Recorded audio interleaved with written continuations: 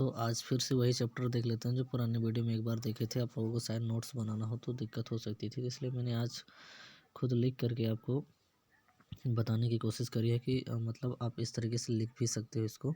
जैसे आपको हेडिंग पे लिखना है कि हेलो एल्केन होते क्या हैं, तो मैंने लिखा हुआ कि हाइड्रोकार्बन के ऐसे व्युत्पन्न जो कि हाइड्रोकार्बन के एक या एक से अधिक हाइड्रोजन परमाणुओं का हाइड्रोजन परमाणु के द्वारा प्रतिस्थापन होने पर प्राप्त होते हैं, हेलो एल्केन कहलाते हैं।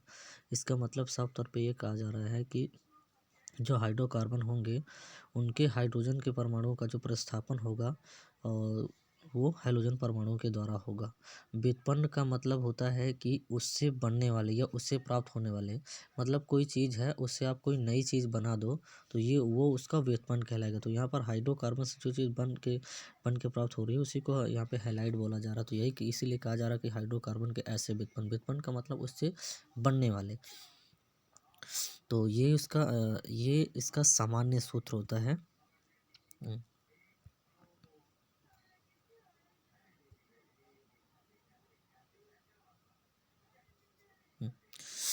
तो ये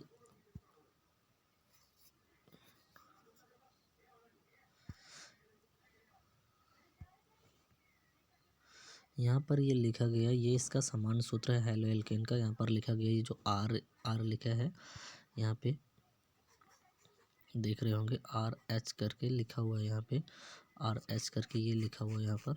तो ये इसका सामान्य सूत्र होता है। ओनली यही इसका सामान्य सूत्र नहीं होता है, सामान्य सूत्र तो इसका पूरा केमिकल ये वाला रिएक्शन होता है। ये जो रिएक्शन लिखा गया है ये पूरा इसका सामान्य सूत्र होता है। यहाँ पे आर एस जो दिया गया है इसको एल्केल मूलक बोलते हैं। ये हाइड्रोजन के साथ अटैच है। मेरा पेन अच्छी तरीके से वर्क नहीं कर रहा है तो इस तरीके से, इसलिए थोड़ा लिखने में दिक्कत हो रही है, तो आप मैनेज कर लीजिएगा।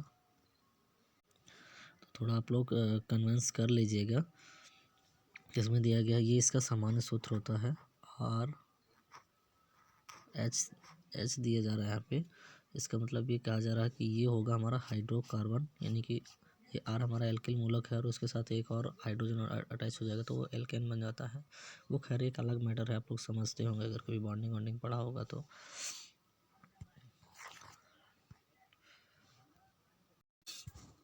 तो ये इसका सामान्य सूत्र होता है, मैंने आपको बताया है। एग्जाम्पल के तौर पे देखना चाहो तो ये रिएक्शन आपकी बुक में मिल जाएगा, लेकिन ये और भी आगे आगे रिएक्ट होता है। मैंने एक इस उदाहरण के तौर पे मैंने एक सामान्य तौर से बताया हुआ है कि आप इस तरीके से लिख सकते हो, आप लिख सकते हैं। इसके बाद इसमें देखने के बाद ये है कि इसमें जो हेलो एल्केन का जो है नामकरण मैंने, यानी नॉमेनक्लेचर ऑफ हेलो एल्केन, तो इसका जो नामकरण है वो अभी आप थोड़ा सा पढ़ लीजिएगा तो आपको आ जाएगा समझ में। इस देखो मैंने लिखा है, सामान्य नियम से भी पढ़ सकते हैं और एक आईयूपीएसी के नाम से भी पढ़ सकते हैं। IUPAC international union for applied chemistry इसका फुल फॉर्म होता है और ये इंटरनेशनल लेवल पर जानी जाती है। आप इस नाम से इंटरनेशनल लेवल पर आओ, आप बातचीत कर सकते हैं इनके बारे में। तो इनका जो नामकरण होता है, तो नामकरण करने के लिए हम सबसे पहले क्या करते हैं, ये एल्केन के समान होते हैं तो अतः इनके एल्केन के नाम पर इनका नाम दिया जाता है। मतलब कि एल्केन का हाइड्रोजन प्रतिस्थापन मानकर इनको नाम एल्केन के अनुसार दिया जाता है। तो इन पे सबसे पहले हम लोग कार्बन परमाणु की बड़ी से बड़ी श्रृंखला का चयन करते हैं, सबसे बड़ी श्रृंखला का चयन करते हैं और उस श्रृंखला का चयन करते हैं जिसमें अपना हाइड्रोजन परमाणु जुड़ा होता है। और फिर जैसे ही उस श्रृंखला का चयन कर लेते हैं तो फिर उस श्रृंखला का हम लोग क्या करते हैं, नंबरिंग करते हैं। तो नंबरिंग हम वहाँ से स्टार्ट करें जहाँ से नज़दीक हो अब हाइड्रोजन परमाणु। ये मैंने बातें जो मैं बोल रहा हूँ मैंने लिखा हुआ, पढ़िएगा तो आ जाएगा समझ में। वहाँ से स्टार्ट करते हैं तो बस आप, तो आपकी जो नंबरिंग होगी सही तरीके से हो पाएगी। यही मैंने इसमें लिखा हुआ है और इसमें मैंने कुछ एग्जांपल बताया है, जैसे CH3 CH2 CH2Cl इसमें लिखा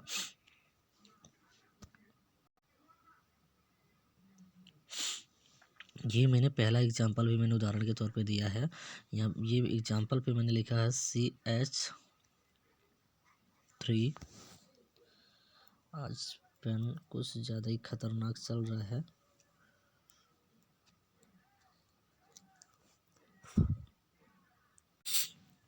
तो ये एग्जाम्पल है मैंने जो दिया हुआ है, इस एग्जाम्पल को देख सकते हो। इसके साथ ही मैं लिखने की कोशिश कर रहा था तो पेन नहीं चल रहा अच्छे से। इसमें लिखा है मैंने, सॉरी अभी भी पेन तो काम नहीं कर रहा। ये CH3 लिखा हुआ है, इसके बाद मैंने CH2 लिखा है और फिर आगे CH2 लिखा हुआ है और इसके बाद Cl लिखा हुआ है। अब इसकी अगर नंबरिंग करें, ये तो सीधी सी चैन है, इसमें श्रृंखला है नहीं, सीधी चैन है, इसी से गिनेंगे। तो नंबरिंग हम मैंने इसमें लिखा हुआ वहाँ से गिनेंगे जहाँ से कार्बन नज़दीक हो, मतलब सॉरी जहाँ से हैलोजन परमाणु नज़दीक हो। तो ये यहाँ से जुड़ा हुआ हैलोजन परमाणु Cl है और ये कार्बन, तो हम यहीं से नंबरिंग स्टार्ट करेंगे। तो 1 2 3, तो मतलब क्या होगा कि नज़दीकी वाले के साथ जुड़ा हो तो आप इसको 1 क्लोरो लिखेंगे, आप क्लोरोमेथेन लिखेंगे, आप 1 क्लोरोमेथेन इसका नाम होगा।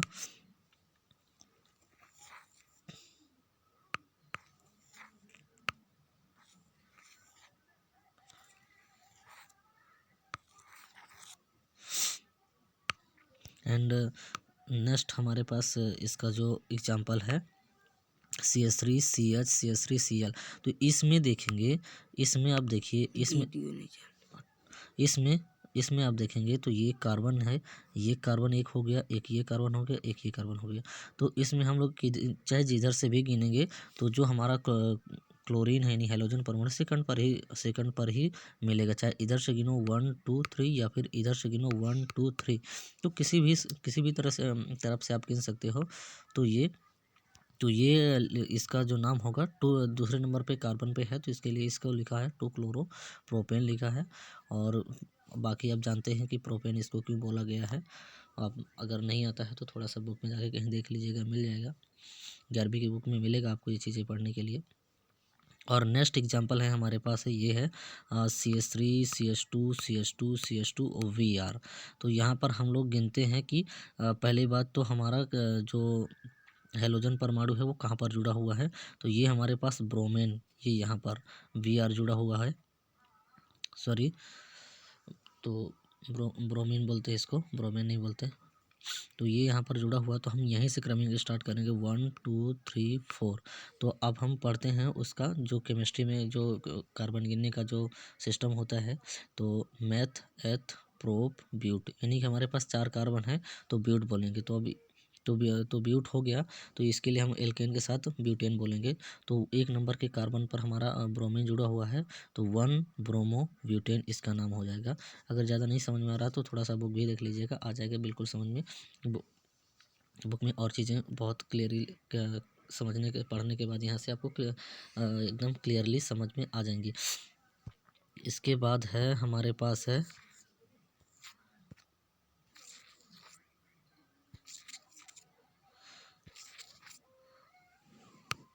इसके बाद नेक्स्ट एग्जांपल है हमारे पास, वो हम दिखा देते हैं आपको।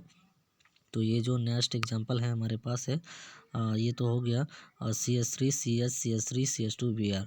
तो अब ये देख लेते हैं, इसमें थोड़ा सा कन्फ्यूजन वाला है तो ये आपको बता देते हैं। इसमें मैथ एथ प्रोप, तो हम ये देख लेते हैं कि पहले उसमें नियम पे लिखा गया है कि बड़ी से बड़ी श्रृंखला का चयन करते हैं जिसमें हाइड्रोजन परमाणु जुड़ा हो। तो ये सीधी सी वाली श्रृंखला बड़ी है, इसी का चयन करेंगे।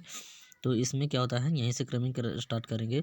तो 1 यानी कि पहले कार्बन के साथ ब्रोमीन जुड़ा हुआ है, तो इसके लिए हम लिखेंगे 1 स्पेस थोड़ा सा ये ऐसा करके, चल भी नहीं रहा ऐसा, थोड़ा सा ऐसा करके। तो 1 ब्रोमो यानी एक के साथ यानी पहले कार्बन के साथ ब्रोमीन जुड़ा हुआ है। और फिर आगे बढ़ेंगे तो हमारे पास एक मेथिल ग्रुप जुड़ा हुआ है दूसरे कार्बन नंबर पर। तो 2 मेथिल, ये इंग्लिश ये है 2 मेथिल जहाँ पे लिखा है, तो इससे पता चलता है कि जो हमारा दूसरा कार्बन है उससे मेथिल ग्रुप ऐड है। और फिर लास्ट में इनकी पूरी संख्या लिख देते हैं। ये 3 परमाणु हैं हमारी कार्बन के सीधे श्रृंखला में, तो प्रोपेन लिख देते हैं। तो 1 ब्रोमो 2 मेथिल प्रोपेन इसका नाम होगा। नहीं, अगर नहीं आ रहा है समझ में तो फिर और 1-2 बार और वीडियो को देखिएगा तो समझ में आ जाएगा। तो अगर आप लिखना चाहें तो इसे आप आराम से आप लिख सकते हैं। क्या होगा कि आप थोड़ा-सा इसके वीडियो को कहीं पर भी रोक दीजिएगा और आप इसको क्या है आराम से आप एक नोट्स के तौर पर उपयोग कर सकते हैं और आप समझने के लिए भी समझ सकते हैं, क्योंकि एग्ज़ाम पे तो थोड़ा बहुत कुछ पूछा जा सकता है, लेकिन यहाँ से ज़्यादातर रिएक्शन पूछी जाती हैं। वो रिएक्शन हम आपको एक-एक करके करवाते जाएँगे, जो एग्ज़ाम पे ज़्यादातर पूछी जाती है, हम वही रिएक्शन करवाएँगे यहाँ पर। तो आप पेशेंस रखिए, मैं धीरे-धीरे वीडियो लाता रहूँगा उस पे और फिर आपको क्या है उसी पे आपको क्या है वीडियो लाता रहूँगा, तो आप मुझसे पढ़ भी लीजिएगा। तो ये है यहाँ पर क्या, मैं थोड़ा साफ कर दूँ इसको क्लियर, ताकि आपको अगर आप लिखना भी चाहें तो आप लिख सकें इससे।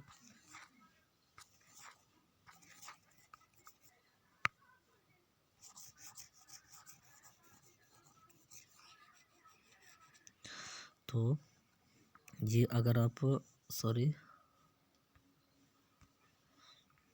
आप लिखना भी चाहें तो मैं इसीलिए आप इसका स्क्रीन थोड़ा-सा बड़ा करके आपको दिखा रहा हूँ कि आप खड़ा करके वीडियो को यानी रोक कर आप आराम से इसको लिख सकते हैं और लिखने के बाद आप अपनी नोट्स की तरह इसको पढ़ सकते हैं। तो ये रहा इसका एग्जाम्पल, ये लिखा हुआ है, आप आराम से लिख सकते हैं इसको रुक रुक के। चलिए वीडियो हमारा देखने के लिए थैंक्स।